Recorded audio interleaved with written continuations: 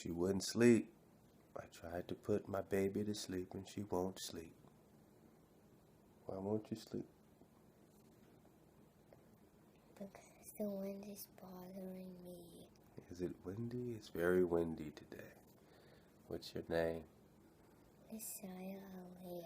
This is my baby girl. How old are you?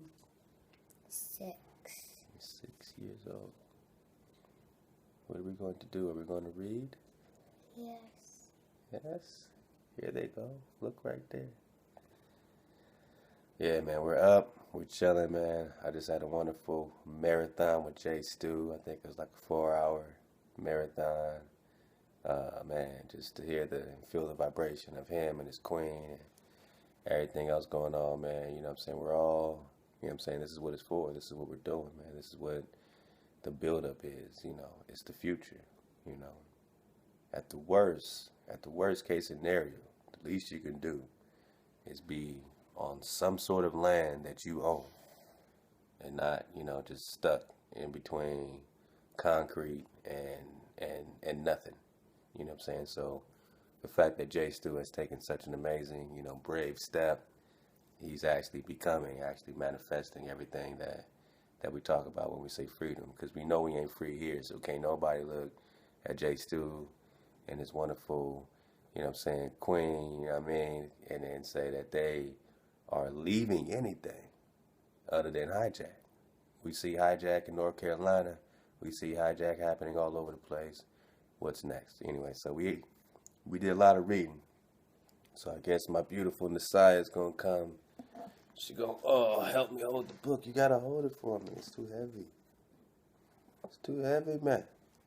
Oh, hold the book for me. It's too heavy for Daddy. We're not holding it. It's too heavy. Oh, is it heavy? Oh, okay. All right, we're going to start at 40. Okay. Mm-hmm. All right. Hey. Hey.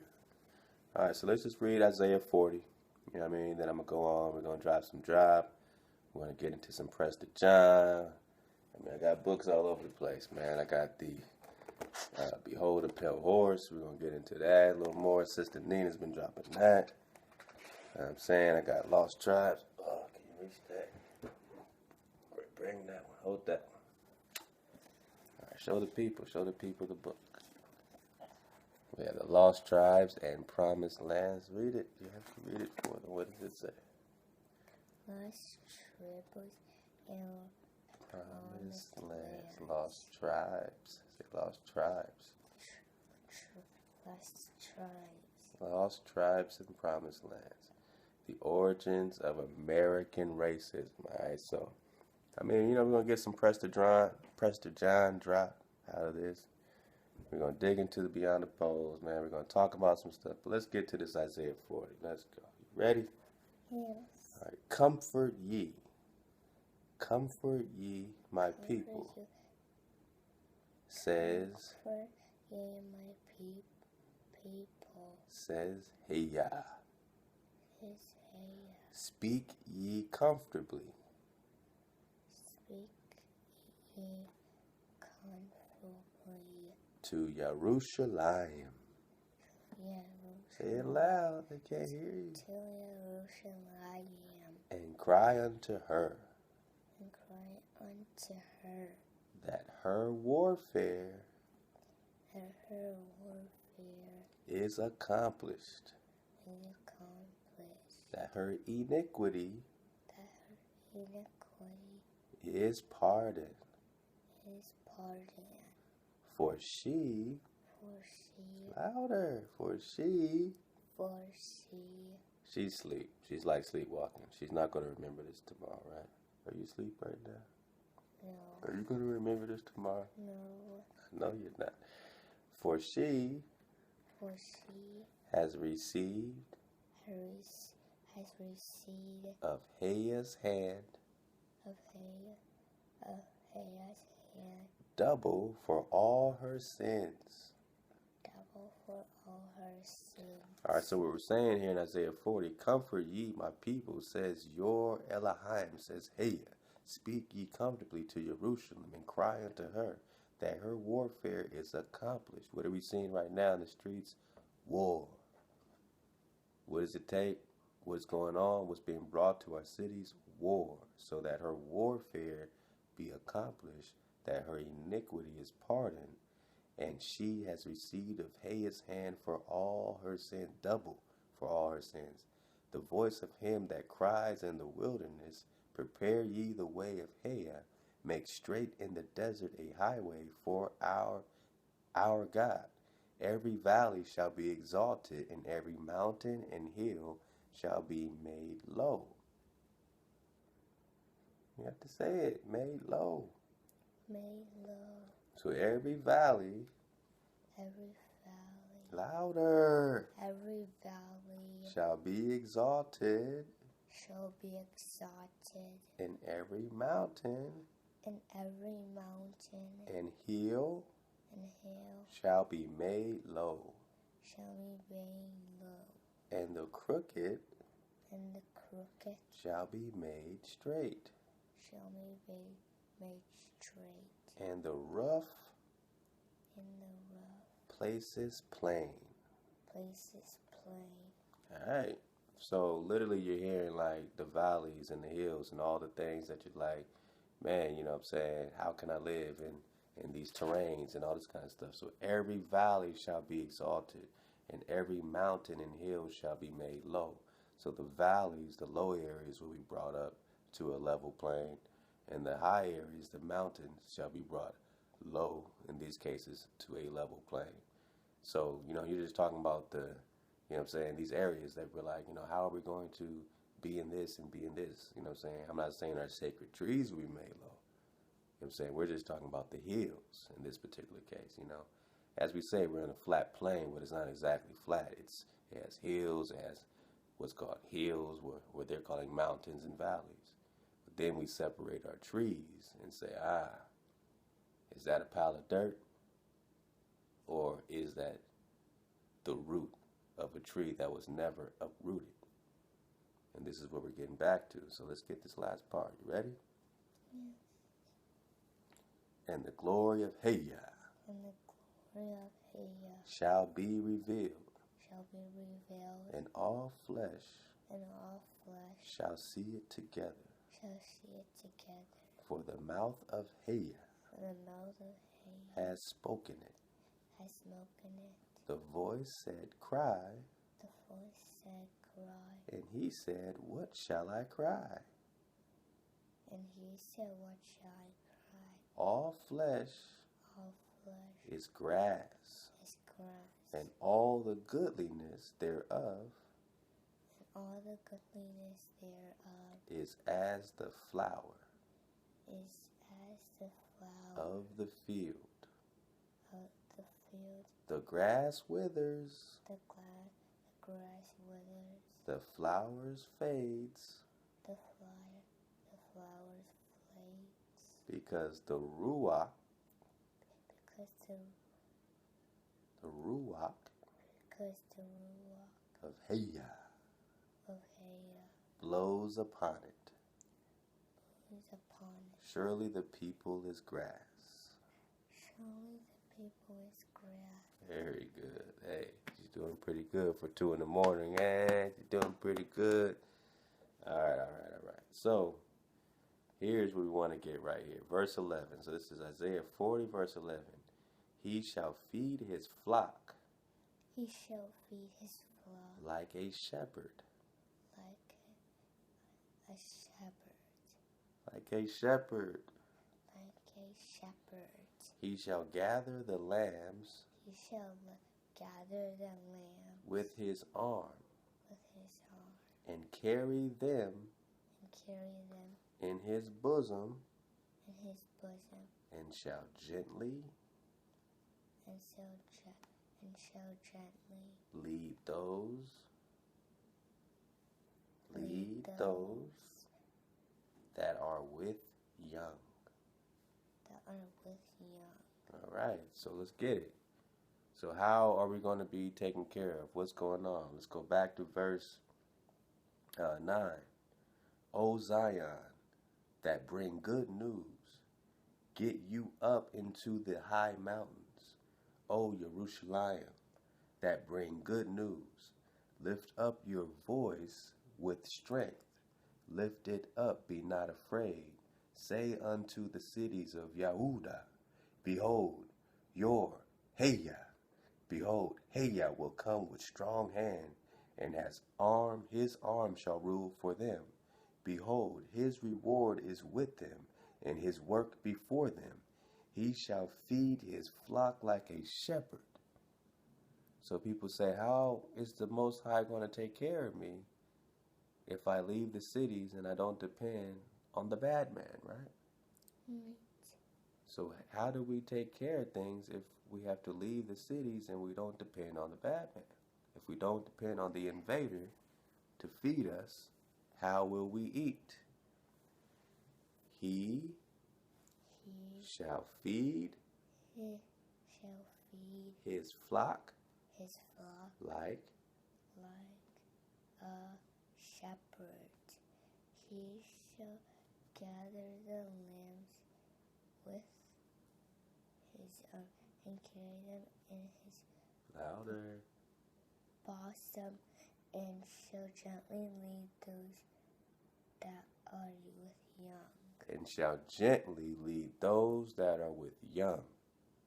So those that are with young, according to Isaiah, according to Yeshayahu, that the Most High Heya will gently always lead those that are with young.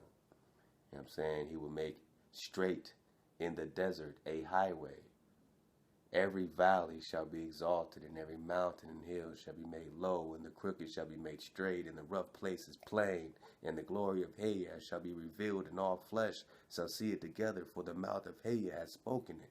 The voice said, cry, and he said, what shall I cry? All flesh is grass, and all the goodliness thereof is as the flower of the field. The grass withers, the flowers fade, because the ruach of Heya blows upon it. Surely the people is grass, the grass withers, the flowers fade, but the word of Heya shall stand forever. O Zion, that bring good news, get you up into the mountain, the high mountain. Where is J. Stu? In the high mountain. It's cold a little bit, but he's in the high mountain. O Jerusalem, that bring good news, lift up your voice with strength, lift it up, be not afraid. Say unto the cities of Yahudah, behold your Heya, behold Heya will come with strong hand, and his arm shall rule for him. Behold, his reward is with him, and his work before him. He shall feed his flock like a shepherd.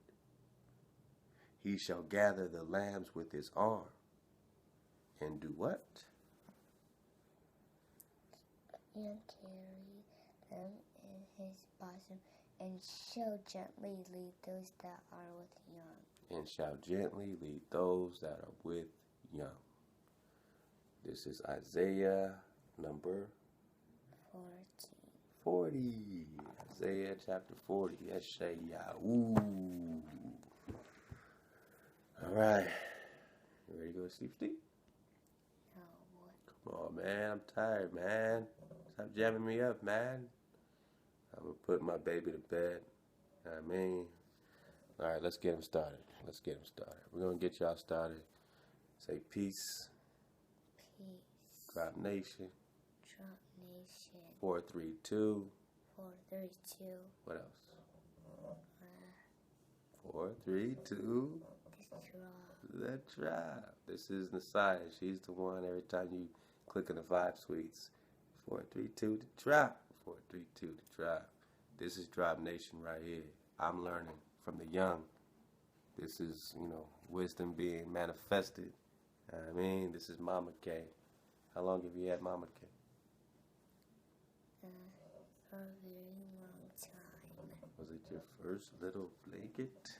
Yes. All right, so she ain't let it go, man. She ain't let it go. So say bye to the people. Heya, heya. Bye. All right. Peace and power. All right, let's get them going. We're gonna get you guys going. We're gonna figure something out. All right, we're gonna figure something out right quick. We're gonna do it like this, do it like that. Put it like this, put it like that. Let me see. Alright. Put it like this, put it like that. Put it like this, then we put it like that. Are we even? Is that right? How does that look? Is that good? Are we even? Okay, I think we're even. Alright, cool. There's 2 microphones. Yeah, alright. Bang. Alright, we're in Drop Nation. You know what I'm saying? We're back, we're at the drop. Hold up, man. I don't want to be crisscross applesauce. Let me make sure we're even. Alright, I'm right there. I think we're good. Okay, so, as you know, man, yesterday we started the GoFundMe for my man Jay Stu from Memphis. He's out there in Utah. Love to him, love to his queen. Yo, really love to his queen, man. I want to say it wrong. My sister Camelia. Hope that's right. She just did a wonderful drop, man. Let's hit up the site. You already know. No. Oh. E. Oh. Book's back. That's cool. This could be right there. Get your book, though. You can read your book. 5 minutes, man. We're going to sleep. We can't go to the park tomorrow if you're too tired. Jamming me up. Alright. Hit up the site. You already know. But, peace to the sister. I just called it Sister Drop because I didn't know how to spell out my sister's name. Welcome to Swag Frequency. 432 the drop. Yeah, that's the crew. What can you say? Now y'all know the face behind the silliness. So yeah, love to my sister. We're gonna get in on this in a hot second. I just wanted to say what's up. And y'all already know, yesterday we had $25 in the GoFundMe. Today we have 160. Alright, we're trying to get up to this 10K. We're trying to have a steady stream. Right now, this 160 is 100% for Jay Stu. Drop Nation heading home. So support it. If you got the love, support it. If you want to, you know what I'm saying, make sure the king and queen is taken care of, support it. We are awakening. We are returning. We are making our exodus from the concrete prisons to once again vibrate with our creator in sacred trees. These funds will offer emergency support to our YouTube family, the family that you know, that's been dropping a drop. We're setting them up first. They put themselves out there first, right? So we're going to set them up first, right? They put themselves out there first, right? So we're going to set them up first, right? Seeking assistance during our trials and transitions on the road, i.e. travel, food, and other essential survival requirements. Join us, support us. We are Drop Nation. You know what I'm saying? We read in Isaiah 14 that, the nations will cleave, right? They will want to be a part of what's going on, of the manifestation. Maybe we crazy. Maybe the least thing we get out of this is just our own land. I mean, we can't be that crazy. It can't be that crazy to buy land. But this is specifically for the emergency travel, whatever expenses my brother right now and his wonderful queen, you know what I'm saying, is going through. You can get that again right here. You can get that, you know what I'm saying, right on the site, man. Right on the site, man. Right on the site, man. Jay Stu GoFundMe. If you want to donate to what we're doing in the infrastructure of the drop, PayPal for the drop. Jay Stu GoFundMe, PayPal for the drop. Support them both so you got the drop. Again, this is what's going on in your cities right now. Okay, so this right here is what's going on in your city right now. All right, we got to play it. We're going to keep it pushing. All right.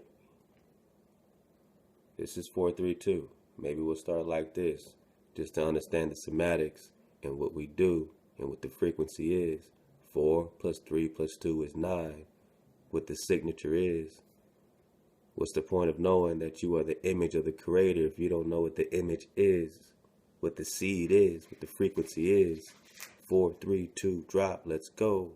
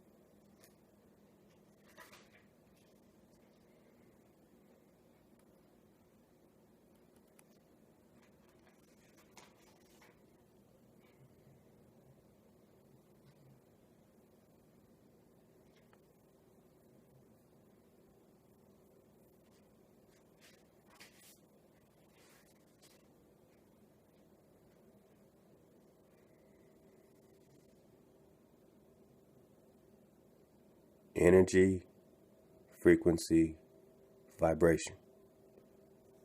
If you are not vibrating with your sacred trees, you're going to miss the boat. This is what you must be again. You must be water. You must surf the wave until you become the water.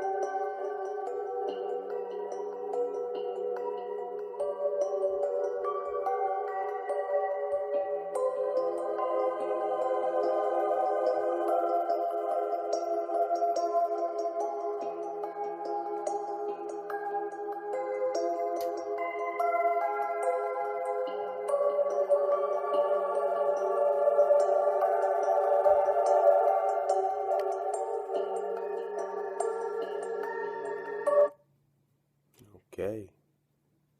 Dig on it. Dig on it. Dig on it. What do you see? What do you feel? What is it really? Let go.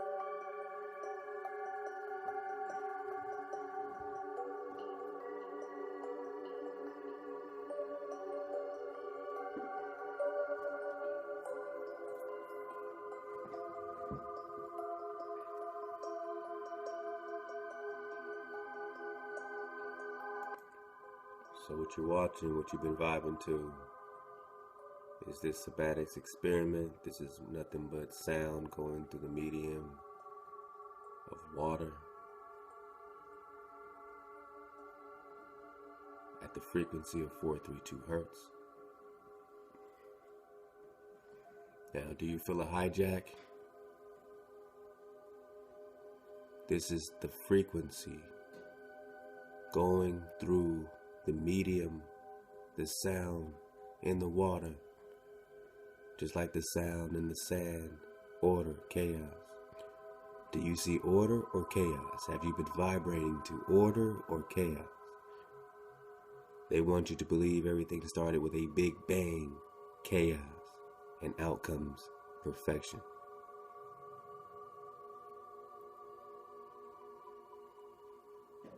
Order creates order. It's never been proven that chaos can create order. Look at this. I will make a covenant with you. What do you see in the rainbow spectrum? What do you feel? What's the vibration?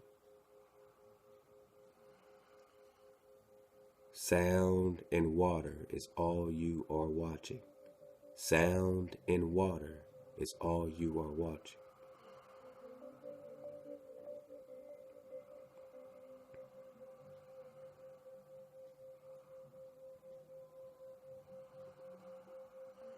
Doesn't that look a lot like your stars? Waters above, waters below. Waters above, waters below. All right, let go.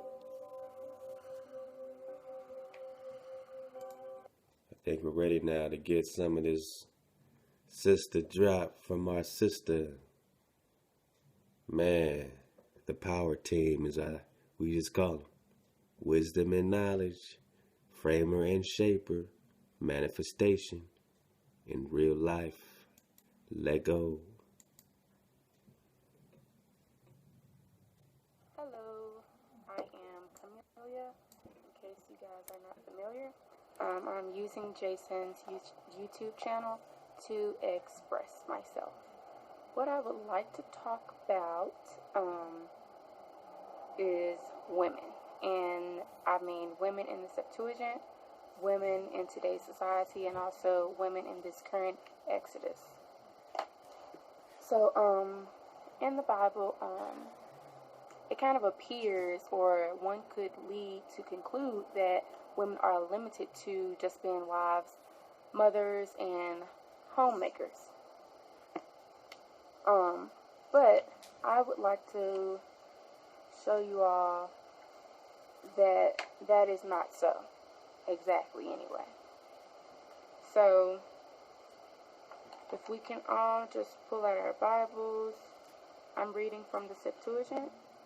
The first verse I would like to acknowledge is Genesis 1:27, which reads, And God made man according to the image of God. He made him. Male and female, he made them. So that's kind of saying that we were, male and female were both made in the image, of God. So we're not too much different, I guess you can say. We're equal. Another scripture I would like to review is, I'm looking at my notes. Now check this out. As my sister drops that drop, I just gotta do it.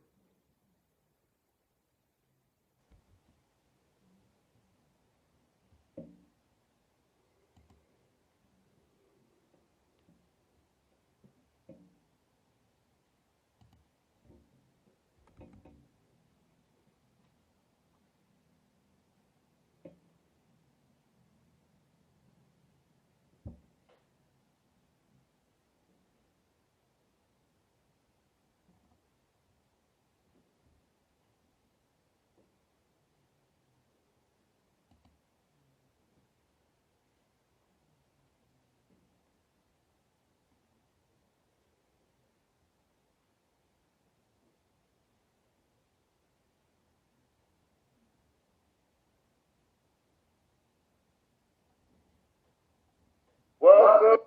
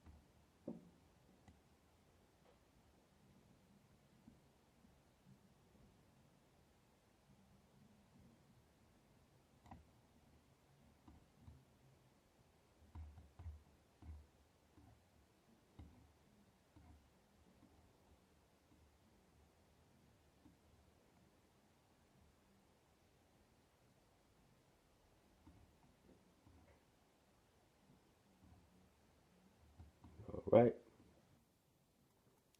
Sometimes it's good to have silence, man.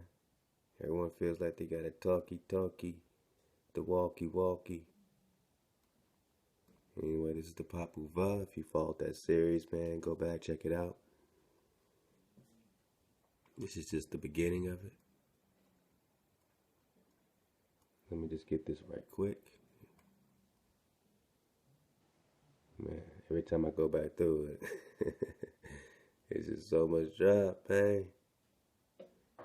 Here's the beginning of the Papal Va. Maya Quiche.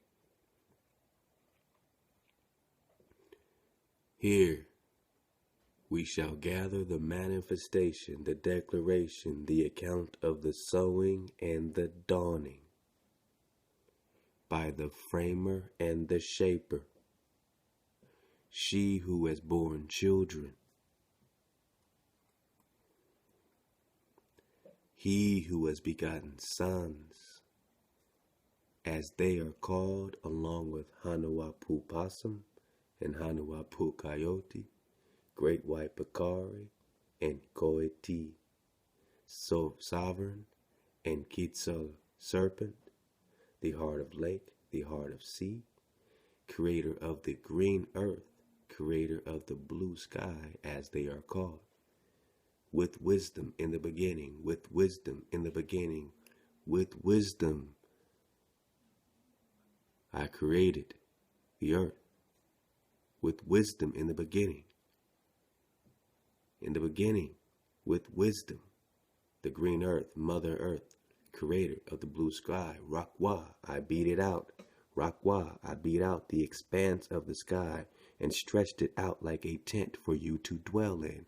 I beat it out with my right hand, Rakwa, God of the sky, protector of all the vibrations above the firmament, all the way to the throne, all the way to the highest heaven. Now, let's get something. These are the titles for the divine couple. Let's get this bigger. These are the titles for the divine couple, Expocane and Expiaco. The Yemenis translated their Quiche names Alom and Kajalom as simply mother and father. A more accurate translation for Alam, however, is she who born children, from the perfect aspect of the root verb al, to bear children.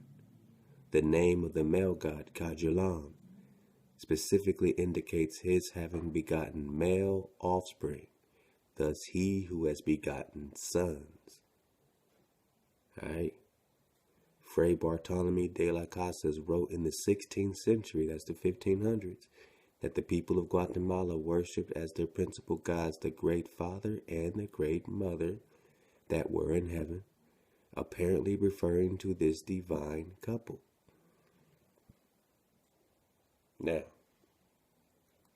before I get back to my sister, and we go on with what we're doing, and everything's always connected, so you know we're always going back to it. It says right here, Tzit qua, framer, shaper, bito, shaper, framer, refers to one who makes something by putting things together. This is wisdom, creativity. What some in the metaphysics would say the right brain, left brain, creativity, right brain, left brain. Wasn't this also called the serpent brain? You know what I'm saying? How they try to differentiate, but we're getting back to the root of these things, not what our perspective of them are. Framer and shaper. Framer refers to one who makes something by putting things together, i.e. a building from stone or adobe, a meal from various ingredients, or a woven cloth from individual threads. Creativity. Adam and Eve, the male and female energy. Beato, shaper, refers to one who makes something by modeling, i.e. pottery from clay. Didn't your creator make you from clay? Pottery, shaper, vibration. You just watched the 432 semantics. You understand frequency. Vibration molds you. You are not still. You are not solid. There is no solid anything. Everything is under a vibration. What they did was they hijacked your vibration and put you under a spell, an excellent new tune. It says in Samuel Sewall, The Selling of Joseph, we put you under an excellent new tune. And you once had an ancient love song. Your ancient love song is your Indian song. You don't sing your ancient love song anymore. You only have an excellent new tune, 440 hertz, Christianity, the hijack. Shaper refers to one who makes something by modeling, pottery from clay, or a sculpture from carved stone, thus giving shape to an otherwise amorphous amorphous substance. The framer and shaper are the most frequently mentioned gods involved in the creation of the world and its inhabitants. Their names imply that the creation involved giving frame and shape, creativity and vibration to matter that already existed. Frequency to matter, frame and shape to matter that already existed, rather than conjuring something out of nothing, chaos, Big Bang. This pair of gods was so important. Listen up. This pair of gods is so important. Listen up. This pair of gods is so important that soon after the Spanish conquest, Father Domenico de Viso used their quiche names to refer to the God of the Old Testament. Source. So Father Domenico de Viso, they say, used their quiche names to refer to the God of the Old Testament. Meaning what? That there is a God of the Old Testament and a God of the New Testament. Confirmed then. So this pair was split in half, and you've been given either the male energy or the female energy, but you haven't been given both in the balance. They came here and they ripped your pair apart. Now, right quick, man, I want to get one more thing. Right quick.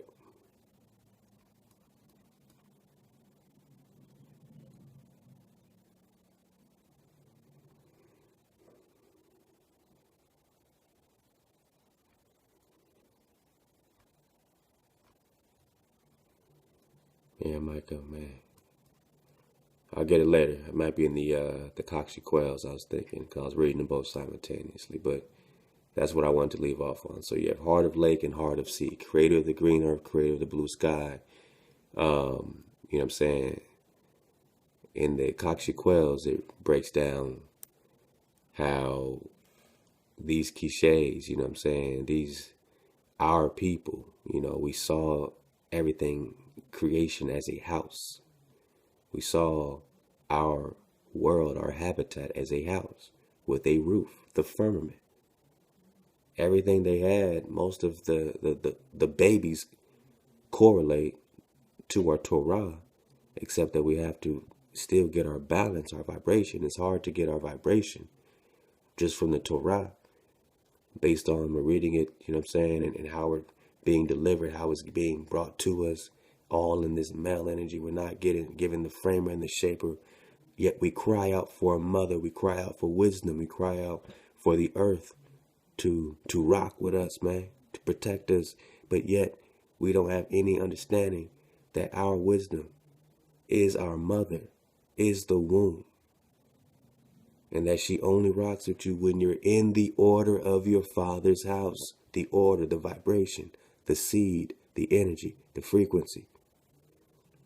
When you're in order, what gets you in order as a community? Your commandments. So let's go, man. My sister, I love what you're doing. You've inspired me. You've inspired Chef Candy. You've inspired us. All we can do is build from here, love each other. Let's keep rocking. By the way, if y'all can turn to Exodus 20:12.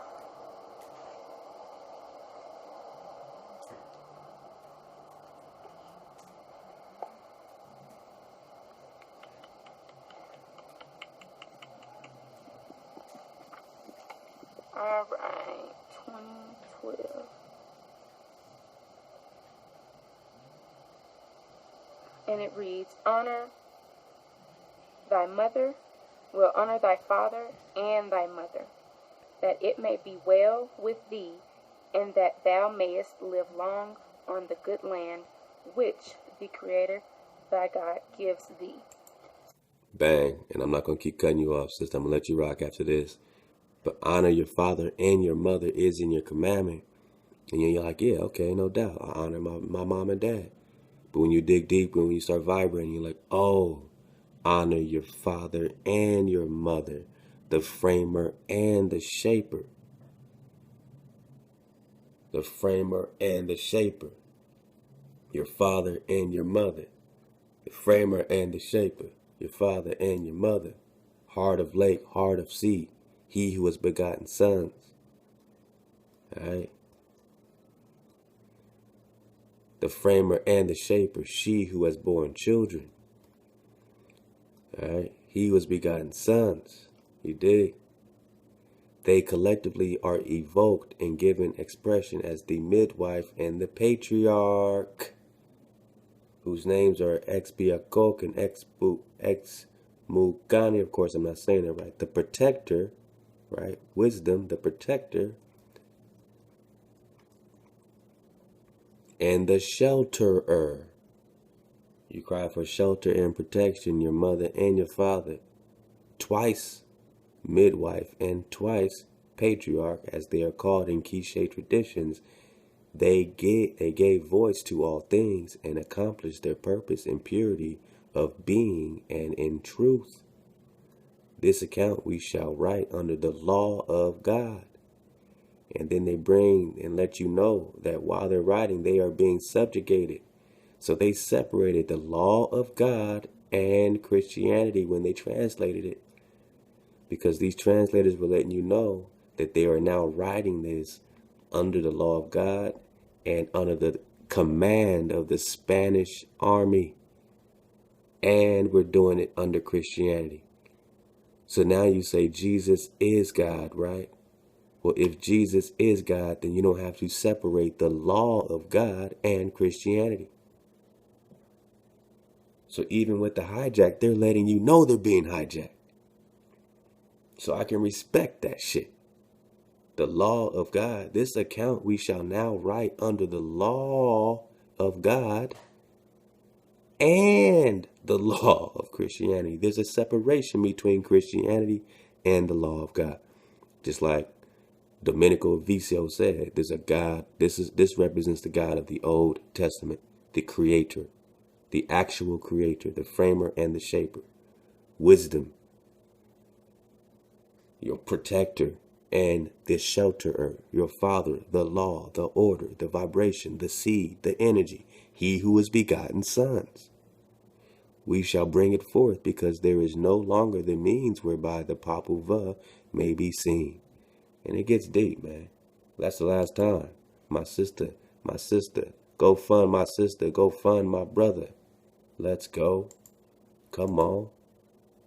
So again, that's just to acknowledge that we are both equally important, man and woman. Now, if you all could turn to Exodus 1, verses 15 through 22.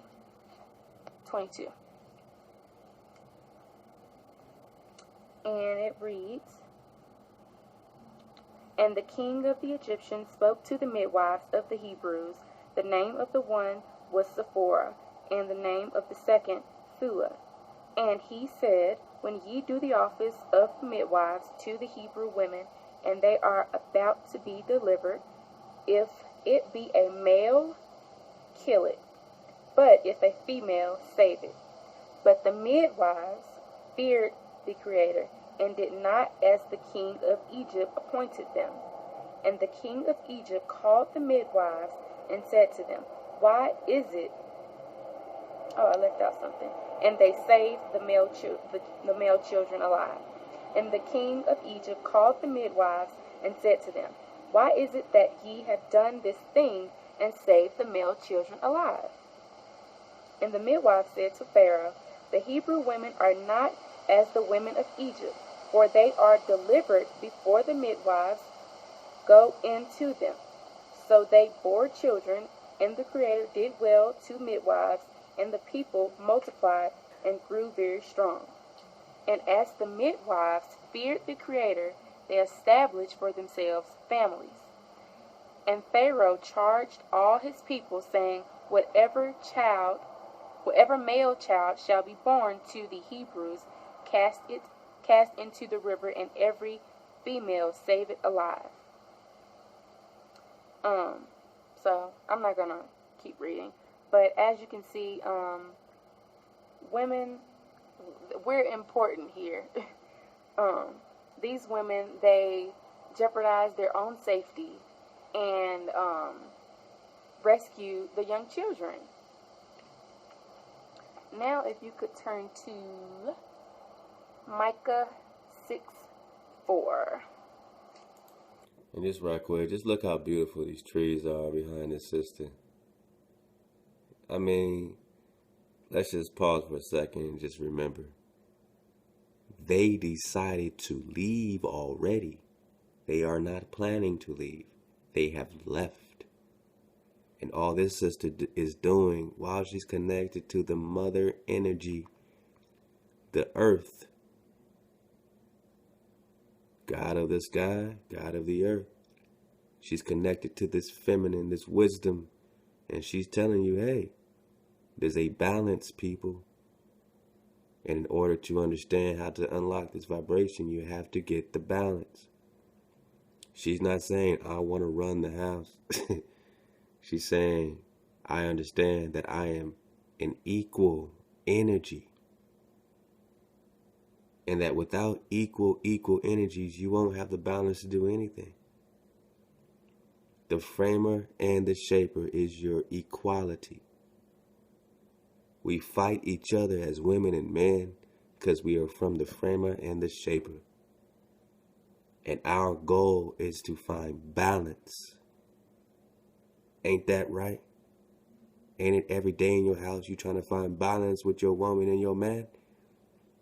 Well, that's the natural situation with energy. But with order, with the Most High's order, with our commandments, we find that. She's going to let J. Stu lay down law and order, and she's going to rock with order. She's going to rock with that. He's going to allow his woman to let her wisdom flourish and be creative and put things together. Like she said, she put the plan, she did this, she did that. That's what wisdom does. They connect dots. They do it in creative, amazing ways. She made an amazing thing. A woman makes a house a home. She said, I just want to let you know that we are important. I mean, ain't that a great message? Come on, sister.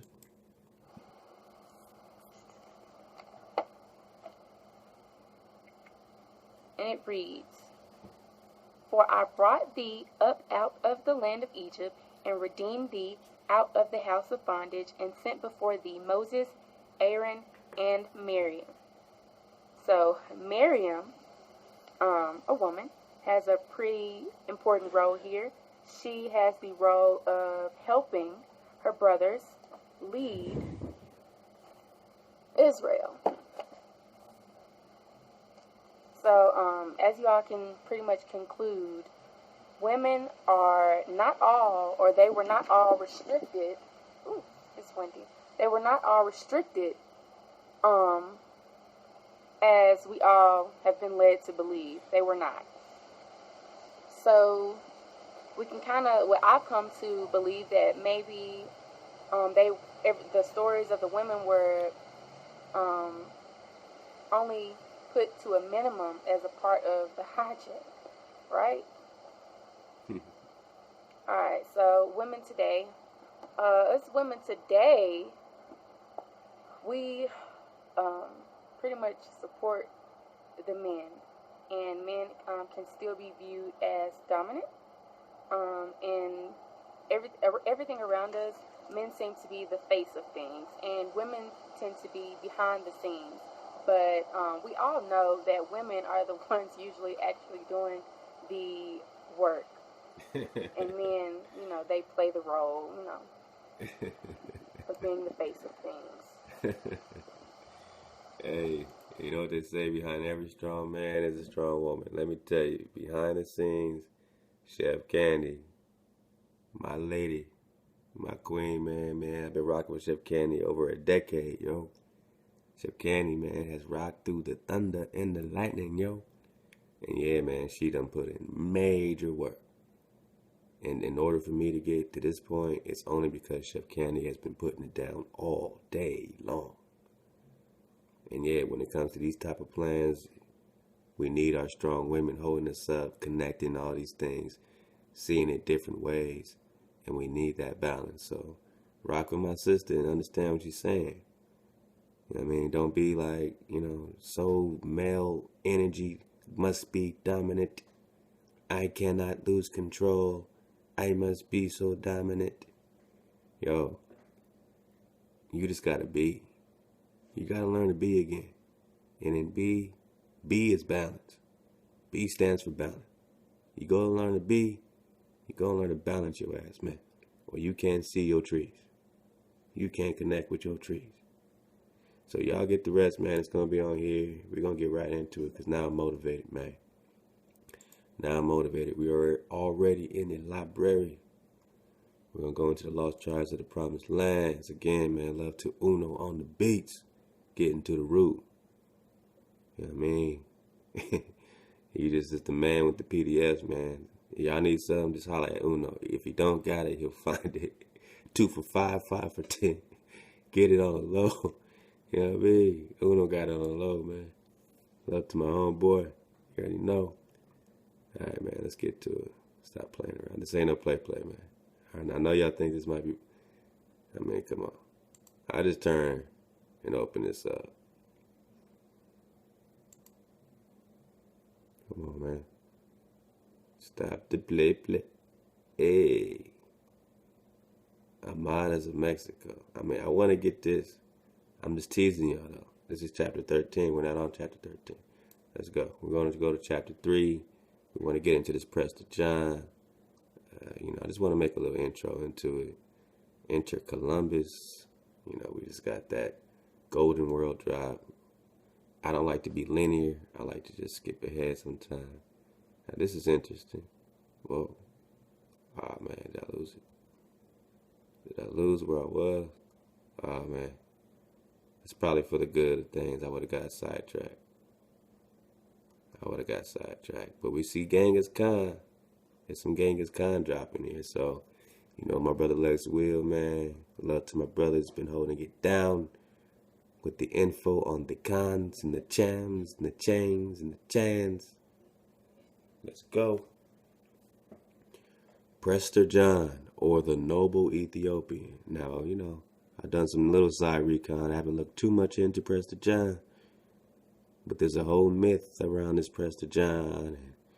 And, how he held down these Christians and stuff. But, we're going to read and see, okay, a lot of times when they say ancient Christians or something like that, sometimes they're linking people that, you know what I'm saying? So let's together, we're going to figure out who is Prester John, or the Noble Ethiopian.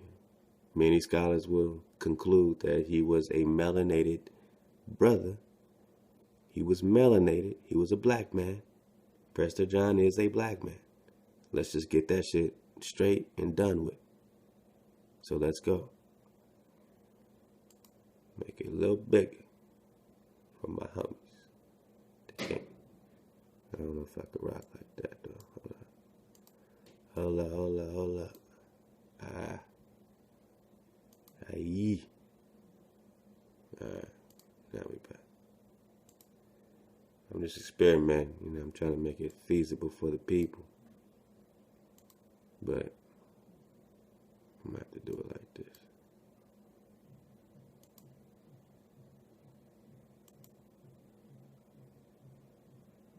Hopefully that's big enough.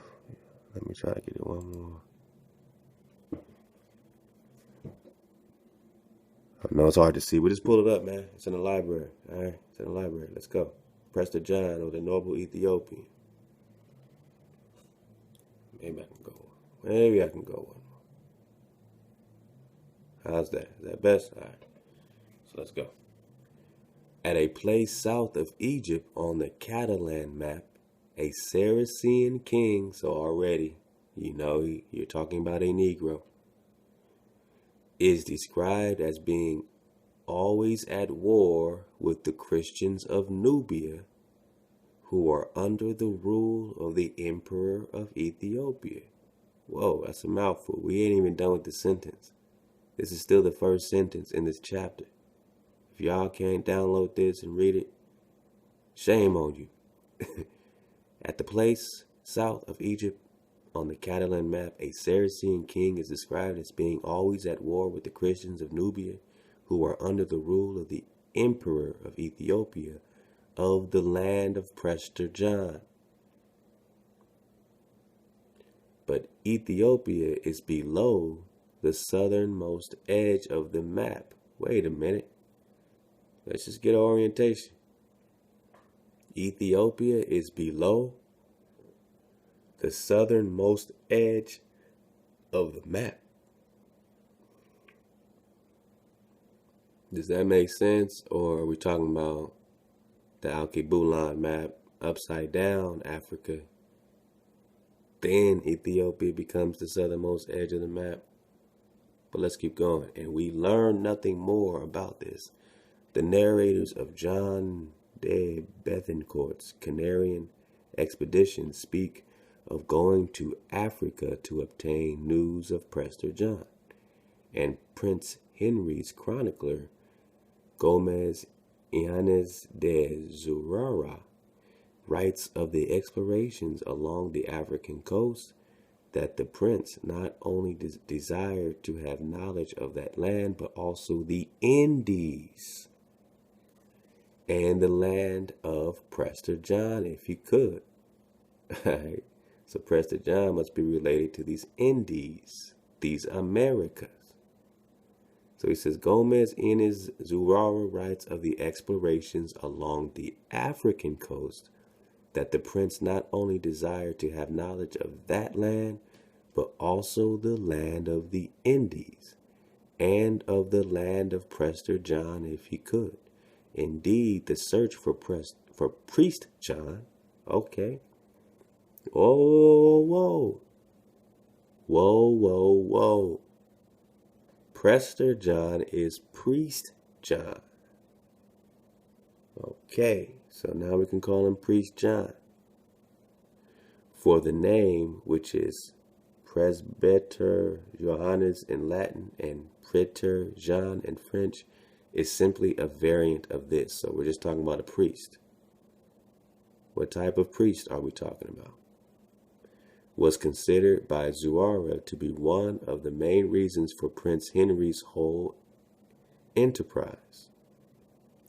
The legend of a Christian prince living at the other flank of the Muslim world. The legend of a Christian prince. All right, so is he a Christian prince? I don't know. Are they labeling him a Christian prince? I don't know.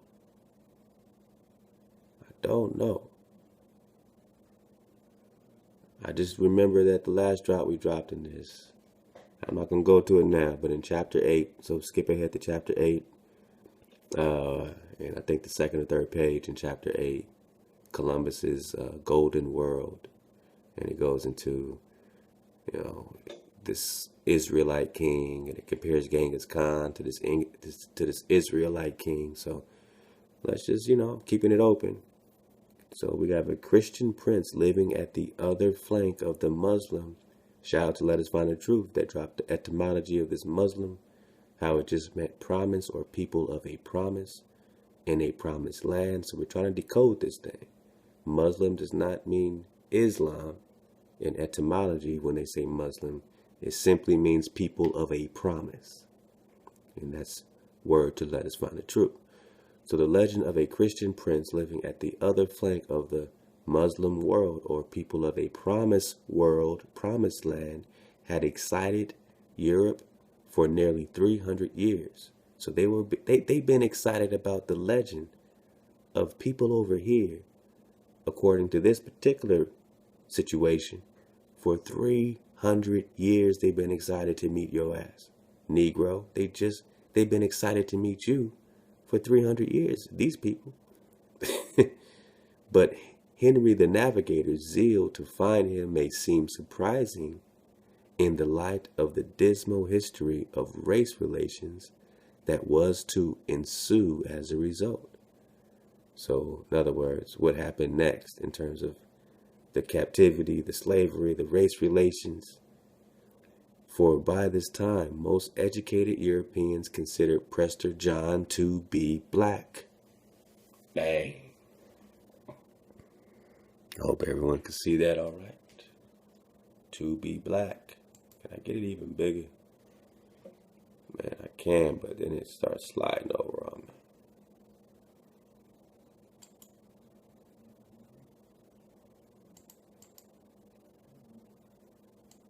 Okay, I can do this though. All right, let's go. Let go. So let's get it right here. Henry the Navigator's zeal to find him may seem surprising in the light of the dismal history of race relations that was to ensue as a result, for by this time most educated Europeans considered Prester John to be black. This does not mean they had yet specifically identified him with the Emperor of Ethiopia, as we understand that designation today. So that's what their understanding is today, that he's the Emperor of Ethiopia, this priest Jean. All right, Let's slide on over. Right here. The geography of the Middle Ages was too vague for this. So they was too vague. These people over there that were trapped in the old world, the insular world, in that world. You're the old world. They're the new world. Their geography was too vague for this. But yet they tell you that you're from Africa. The legend more splendid than that monarch or any monarch's ever has been. In fact, Priest John had not originally been placed in Africa at all. Uh-oh. The priest of Ethiopia? Huh? Wait. Come on. This does not mean that they had yet specifically identified him with the emperor of Ethiopia as we understand that designation today. The emperor of Ethiopia, Priest John, who is black, as they understand that designation today. The geography of the Middle Ages was too vague for this. And the legend more splendid than that monarch, or any monarch ever has been. In fact, Priest John had not originally been placed in Africa at all. The legend made its first known appearance in Europe in the 12th century when Bishop Hugh Jobala arrived in Rome to appeal for a second crusade on behalf of the belligerent Christian princes then established in the Near East as a result of the first. Hugh told a heartening story about a far eastern king named simply John, a Nestorian Christian who had invaded Persia not long before and conquered Ecbatana, its capital. John had then taken his army toward Jerusalem. Alright, so where did he go? He then took his army towards Jerusalem. Where did he go? After he left Persia, intending to help its crusader king to defend it against Muslim attack. So he went to Jerusalem. Did he go to Jerusalem to destroy Jerusalem or to help Jerusalem? Intended to help its crusader king to defend it against Muslim attack. Intending to help its crusader king to defend it against Muslim attack. So is it saying that, I'm going through this with you, all right? So is it saying that he's intending to help the Christian crusader king defend it against the Muslim attack at Jerusalem? Is he intending to help Hebrews? You know what I'm saying? So, all right, let's keep reading. But has been unable to get his troops across the Tigris.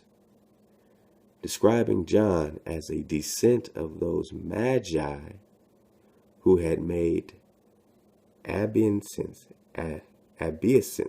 to the infant Jesus. So I guess that's obey to the infant Jesus. So describing John as a descendant of those magi who had made obeisance to the infant Jesus and whose land he now ruled. Hugh said that he wielded an emerald scepter. So this John had an emerald scepter. All right. And I guess according to this, he's a magi who had some obedience in this situation, this Christian infant Jesus. So is he a bad guy or a good guy? I'm reading it with y'all. I don't know yet. We're figuring this out. We're just going to read. It seems now that he's a hijack. Is he a hijack or not hijack? Let's go. Don't you love it? Let's go.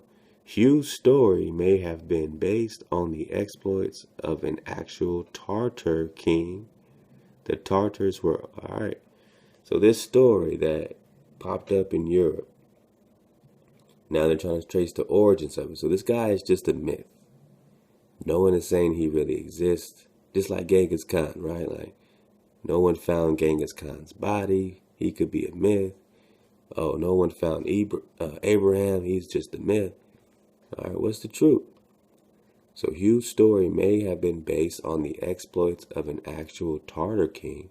The Tartars were often in contact with the far-flung Nestorian Christian communities of Central Asia.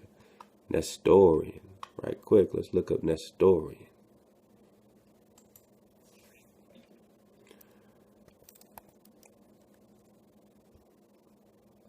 And, you know, I'm going to get fancy with this online etymologics. Let's go to my etymologics and go to Nestorian. Alright. In church history, mid-15th century, so we're talking about the 1400s, right? We're talking about Columbus and them. A follower of Nestorius, Latin form of Nestor, Patriarch of Constantinople. So this is a follower of Nestor, Patriarch of Constantinople, whose doctrine attributed distinct divine and human persons to Christ. So his doctrine attributed anybody who was distinct and human to Christ. And these will be the new Christ. Anybody distinct and human is a Christ and was condemned as heresy. Alright, let's check out Nestor. Name for old king renowned for wise counsel. So it was named for this old king who was renowned for wise counsel in 1580. So he's a Nestorian. He's following this old king renowned for wise counsel in the 1580s from Greek. Name of the aged and wise hero of Iliad, king of Phyllis, who outlived 3 generations. Klein says the name is literally one who blesses and is related to Nostimos, blessed. Watkins connected to the root of the first element in nostalgia. Alright. Severe homesickness considered as a disease. Oh, but now they say, oh, I'm nostalgic. Pain, grief, distress, homesick. Did you know nostalgia meant that you were homesick? Or you thought that you were just in a special place because you're nostalgic? Come on, man. Come on, man. Let's go. Hugh's story may have been based on the exploits of actual Tartar king. The Tartars were often in contact with the far-flung Nestorian Christian communities of Central Asia and has shown interest in Christianity from time to time. The idea that they might be descended from the lost tribes of Israel. Let's just back it up.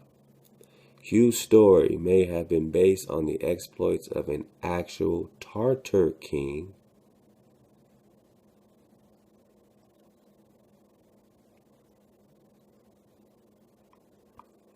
Hugh told a heartening story about a far eastern king. Hugh's story may have been based on the exploits of an actual Tartar king. So, is Prester John, Priest John, a Christian, or has he been hijacked as a Nestorian Christian? When his story may have been based on the exploits of an actual Tartar king? The Tartars were often in contact with the far-flung Nestorian Christian community of Central Asia. So they're just saying that, oh, these people were in contact with these Asiatics. Now these Nestorians, as we just broke down. Nestor, old king renowned for wise counsel. So it's just an old king renowned for wise counsel, whoever he is.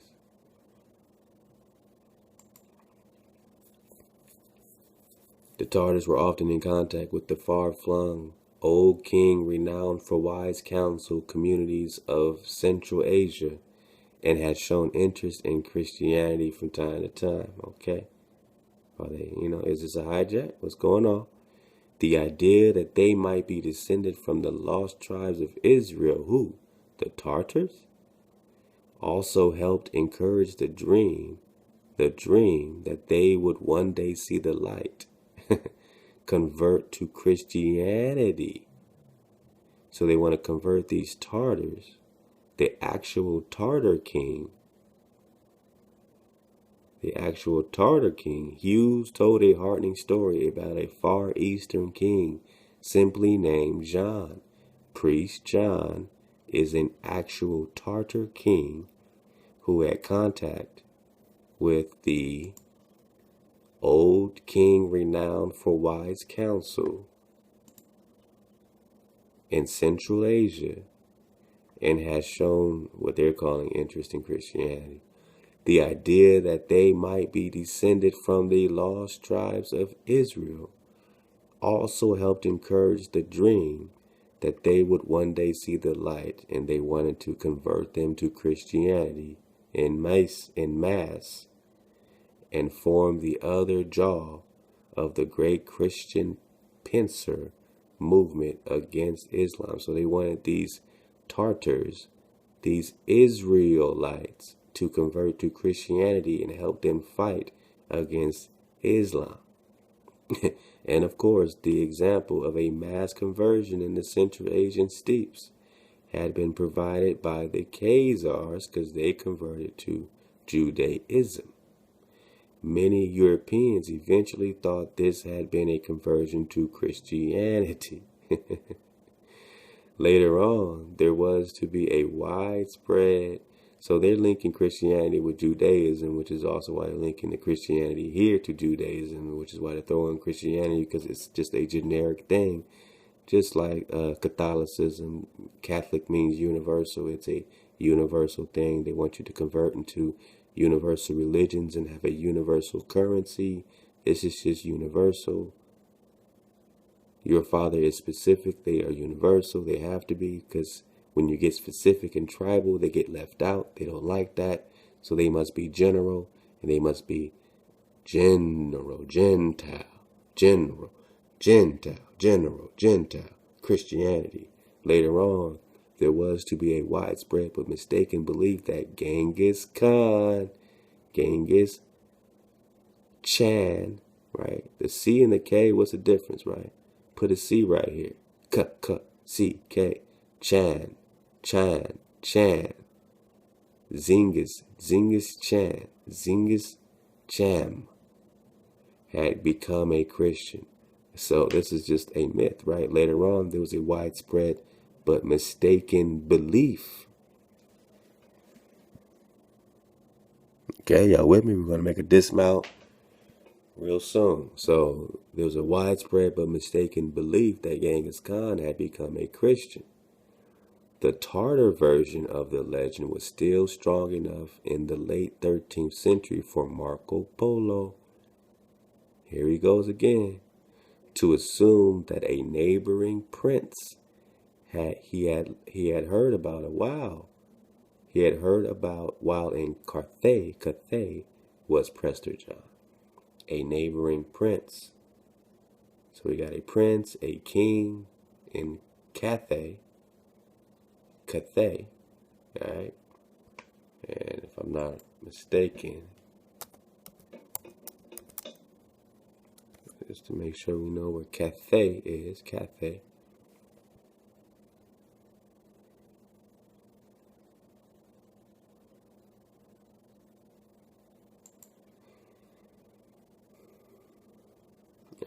I didn't know it was a whole airline named Cathay.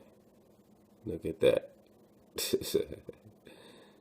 Alright.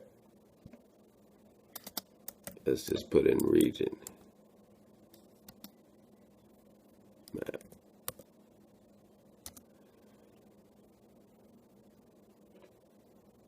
Alright.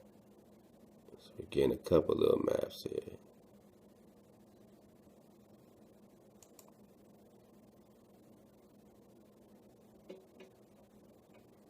It's not very big. It's just very small.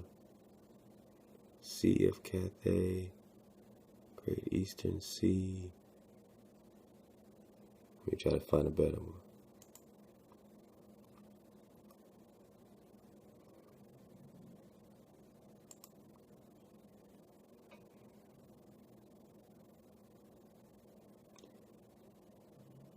Carter's placing of the Kingdom of Cathay, Cathay region, Pacific coast, northeast of China, remain typical. All right.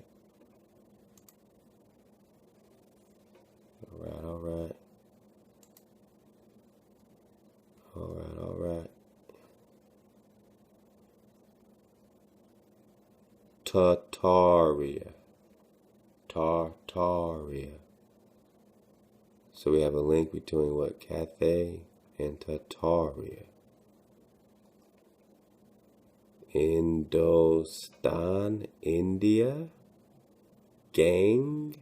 Oh, Gangam. Gangam. Look at this, man. I ain't tripping. I gotta save this. I got a nice little map, man.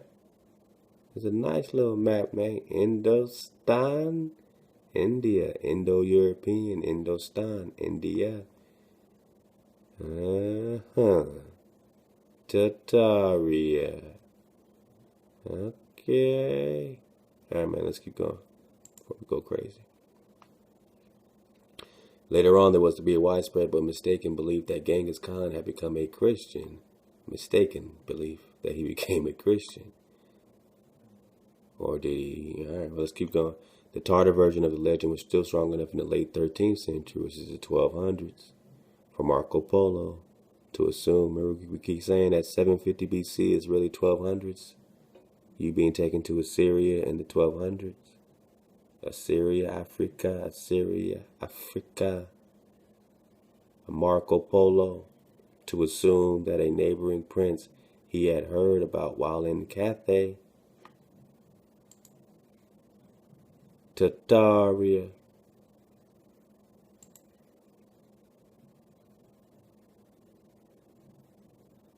was Prester John, Priest John, right? The king of Ethiopia, the emperor of Ethiopia.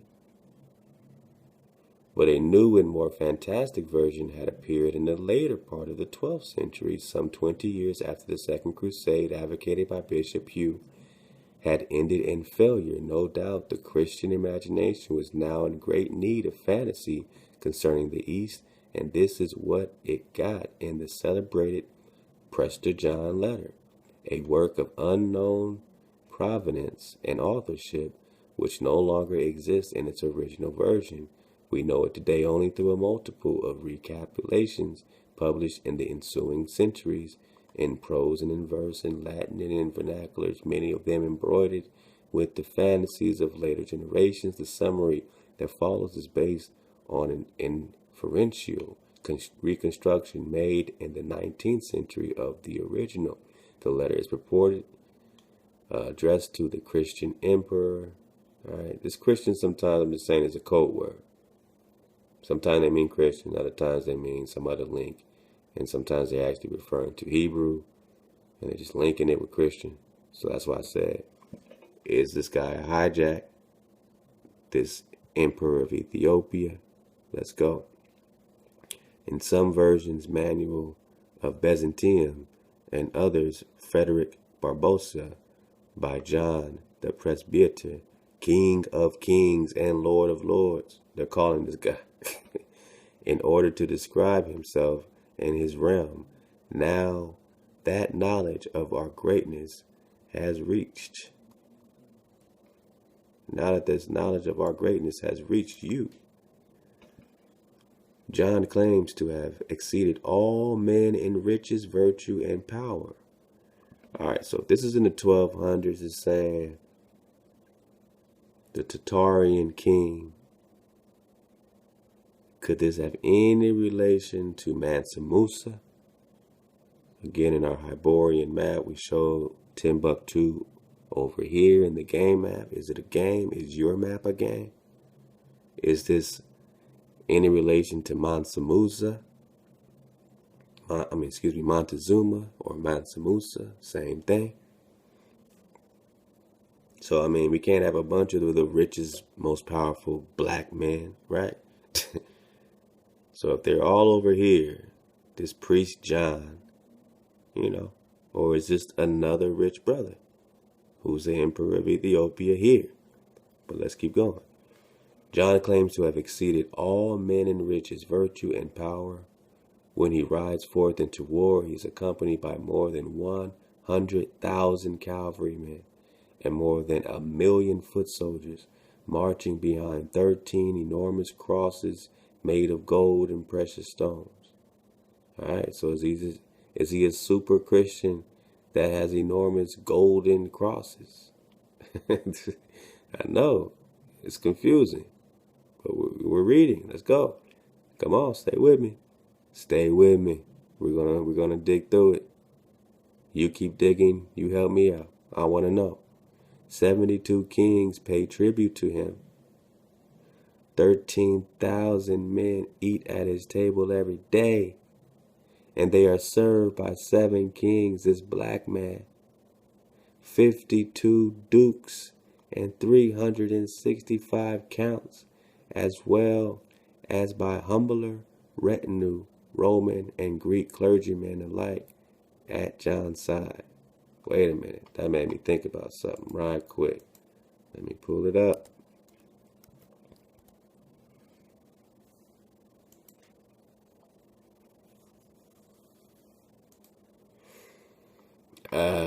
Wish I could make this bigger, but this is the Papal Bull, Diversas, June 18, 1452. You remember a lot of people dropping on this. This is kind of an interesting, well, you'll see. Pope Nicholas V issued the Papal Bull, Diversas, on the 18th of June, 1452. So we're talking about around the same time. This 1200s, 1300s, 1400s, this 15th century stuff. We're in the same period. 1452, it authorized Alfonso V of Portugal to reduce any Saracens, Muslims, people of the Promised Land, and pagans and any other unbelievers to Christ, unbelievers of Christ. It says in the other copy, to perpetual servitude, perpetual slavery. So Pope Nicholas V in 1452 issued the Papal Bull, Diversas, on the 18th of June, 1452, 15th century. It authorized Alfonso V of Portugal to reduce any Saracens, Muslims, people of a promise, and pagans, and any unbelievers to perpetual slavery. Perpetual means forever. Black man, today you wake up, you say, I'm black, where's my land? I'm sorry, you're in perpetual servitude, perpetual slavery. Based on this document right here, you are a prisoner of war. You're not a Negro, you're not black, you are a prisoner of war. This facilitated the Portuguese slave trade from West Africa. The same Pope wrote the bull Romanus Pontifex on January 5th, 1455, to the same Alfonso as a follow-up to the Diversas. So this is a follow-up. Let's go. It extended to the Catholic nations of Europe dominion over discovered lands during the Age of Discovery, along with sanctifying the seizure of non-Christian lands. It encouraged the enslavement of native, non-Christian peoples in Africa and the New World. So if you are a Christian today, Negro, black man, just remember when they got here, this was a non-Christian land. So now you have to thank your invader for bringing you your God. Unless you wake up and know they brought you a hijack, something to sever your creation, to sever your relationship with the Creator, the framer and the shaper. Your wisdom, your balance, your earth, your order, your law, your vibration, your frequency. So the same Pope wrote the bull Romanus Pontifex on January 5th, 1452 to the same Alfonso as a follow-up to the dumb Diversas, it extended to the Catholic nations of Europe dominion over discovered lands during the Age of Discovery, discovering your black ass Negro. Along with sanctifying the seizure of non-Christian lands, it encouraged the enslavement of native. It encouraged the enslavement of native non-Christian peoples in Africa and the New World. Now here we go. Y'all ready for the dismount? I said, are you ready for the dismount? Let's go. And I quote, we weighing, we, who, them, who, the invader, who, the Pope, who, we, weighing all the singular, the premises with due meditation. That means they meditated on your fall. They meditated on mutilating you. They meditated on putting you in perpetual slavery.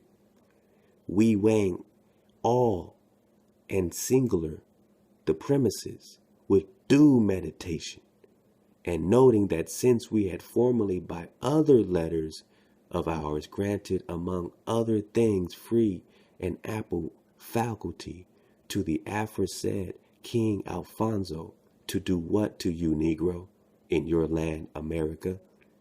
To invade, search out, hold up, look at me, to invade, search out, capture, vanquish, and subdue all Saracens, black people, dark people, and pagans, anybody that wasn't rocking with their Christ, in non-Christian lands. All natives that weren't rocking with Christ in non-Christian lands, and subdue all Saracens and pagans whatsoever. I mean, look how funny this is, man.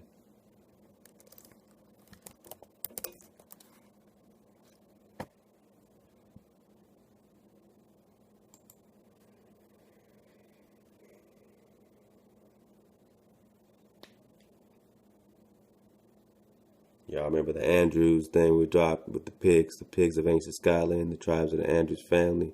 They have this black man on the crest, right?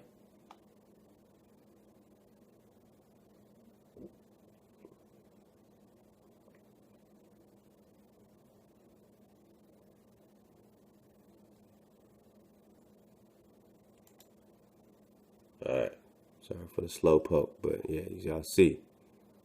All right.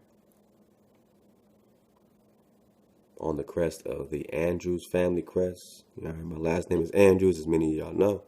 All right, so they have us here, which means that this is ours and we've been hijacked. You see how they have. All right, well, let's just keep going.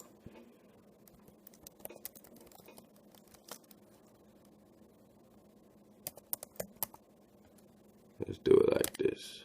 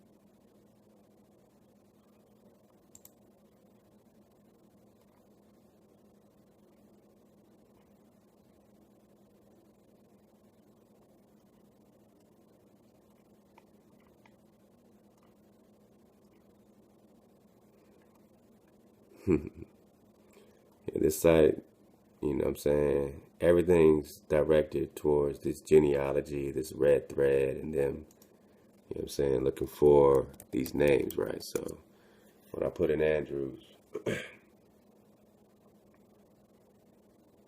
okay, it brings me to the same one. Oh, they might have took this other one down that I had up.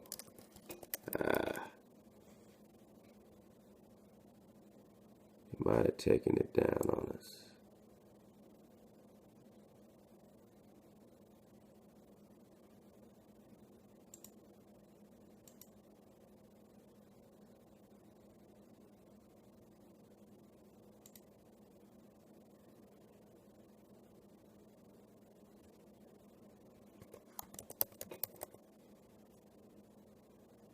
Yeah, these things are sneaky. Sometimes they just disappear. That's why it's like one day something might be up and the next day it won't be. Let's try this one. Okay, this might be it. All right, we found it.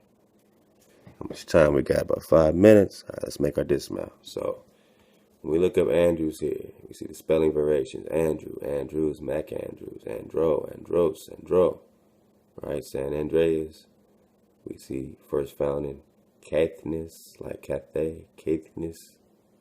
This family was strongly associated with Clan Ross, Rus, R-U-S, Russia, Clan Ross, Andrews. This is their mascot. Copper-colored brother with regular Negro hair. Now check it. A red shield, a Saracen's head. This is what they mean by Saracen. Is this your typical African? Is this your typical this? This is your typical American Negro Indian. Right here on the shield. They're calling it Scottish because we were fighting in the Jacobite uprising wars there. We were fighting Esau there. We were fighting Esau here. This is your shield. This is Ross. This is Andrew. They call you, they call us what? Saracen, a Saracen's head. The word Saracen was used in early centuries of the Roman Empire describing an Arab tribe from Sinai Desert. Are these Arabs? So why are they trying to fool us, right? In modern times, a Saracen has also commonly been applied to Mediterranean pirates. Is this a Mediterranean pirate? So what are they talking about? Or to describe a nomadic Arab. What are they talking about? That's when you have to go all the way down. You understand? All we're talking about are lost tribes of Israel. So they try to link in Muslim, people of a promise. They'll put Saracen. They'll even throw Arab in there on their internets. But just look for the clues. You see the head. You know what this is. You know this is in your hood every day. And this is you on your shields, under your names that they took. And that's word to let us find the truth. All right? So when you see Saracen, remember when you see Saracen, let's go all the way back. All the way back. Where were we at? Oh, yeah. My bad. This is where we're at. Let's finish this out real quick. All right. To invade, search out, capture, vanquish, and subdue all Saracens. Saracens. Negro. Saracens. And pagans whatsoever, and all other enemies of Christ in this non-Christian land where these natives are. And enemies of Christ, whosoever place. And the kingdoms, dukedoms. Precious 72 kings paid tribute to him. 30,000 men ate at his table every day, and they served by kings. 52 dukes. So are we talking about what are we talking about? We have dukes. This is dukes. We're talking about Edom and their dukes, Idumea and their dukes. Who is this king? Is he Israel? Is he a Hebrew Edomite? But they're dukes. We see these dukes here. All right. So again, we weighing all the premises of the due meditation, and noting that since we had formerly by other letters of ours granted among other things free and ample faculty to the aforesaid King Alfonso to invade, search out, capture, vanquish, and subdue all Saracens and pagans whatsoever, and other enemies of Christ, wheresoever place, wherever you are, and the kingdoms, dukedoms, Principalities, dominions, possessions, everything you got. Principalities, dominion, all your dominion, all your possession, and all movable and immovable goods. Movable and immovable goods, whatsoever held, whatever they are, movable and immovable, and possessed by them, to reduce their persons to perpetual slavery. Whatsoever held and possessed by them, whatever you got, and to reduce their persons, the Negro, the Indios, to perpetual slavery, and to apply and secure the said faculty, whatever you got, the said king,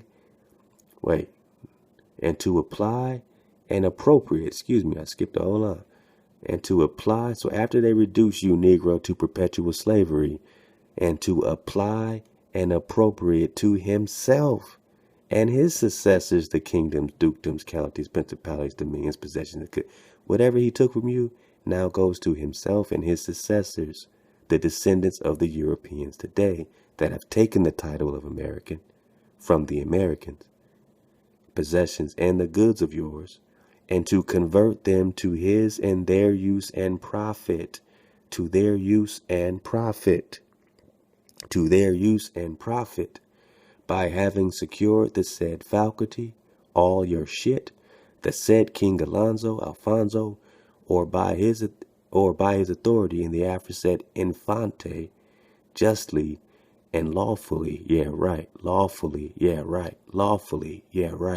has acquired and possessed and doth possess these islands, Indies, lands, harbors, and seas, and they do of right belong and pertain to the said King Alfonso and his successors. These islands, Americas, islands, lands, harbors, and seas, and they do of right belong and pertain to the said King Alfonso and his successors, not you anymore, Negro.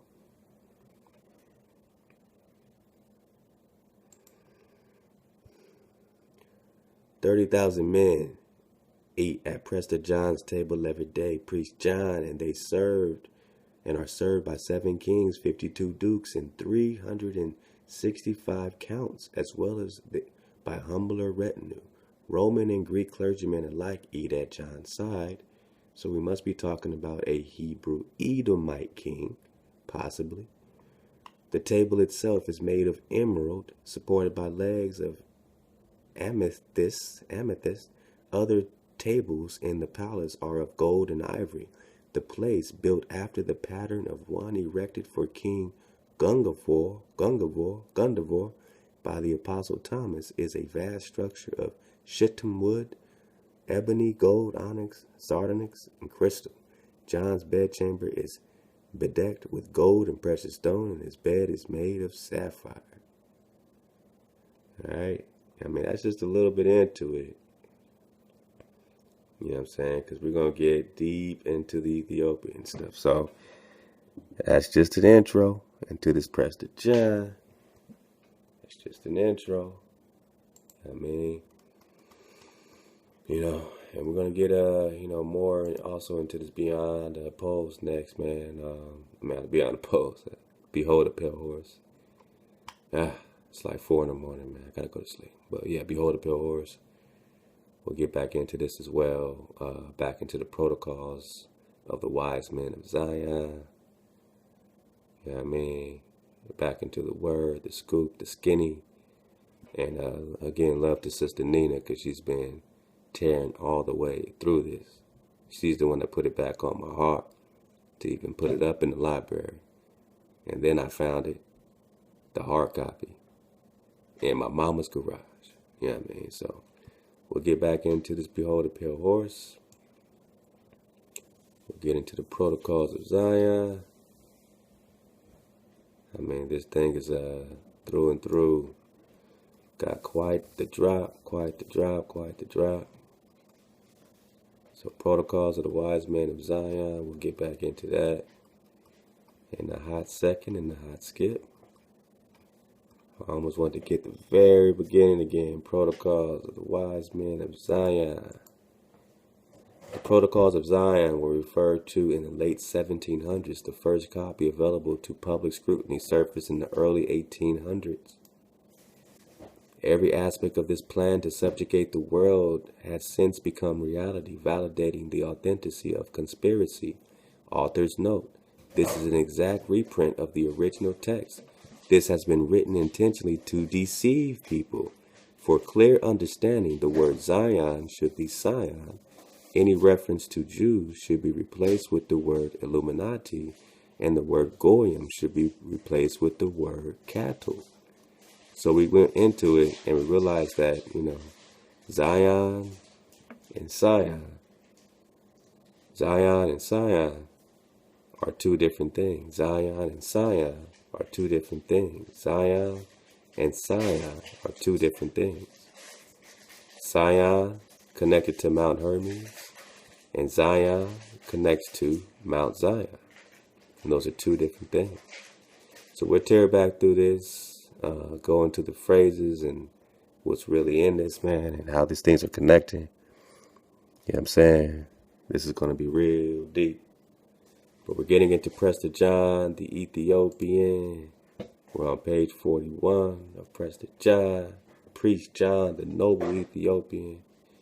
And again, man, love to our fan band, our real family that's kicking that drop all the way. Our sister out there making it happen in Udall. You already know how to do it, man. You already know where to go to support. You know, man, where to get the drop. Where to make sure Jay Stu, my man Jason Stewart, and his family is all good. And any other family making the exodus is all good. Drop Nation headed home. This is the emergency pot. J Stu got 160 in the emergency pot. It's all love. It's all a beautiful thing. So I love y'all, man. Keep supporting the drop. Keep supporting J Stu. And love us or hate us, man. It's drop or die. It's get with it or get left on. You know what I mean? It's peace and power. It's love over everything.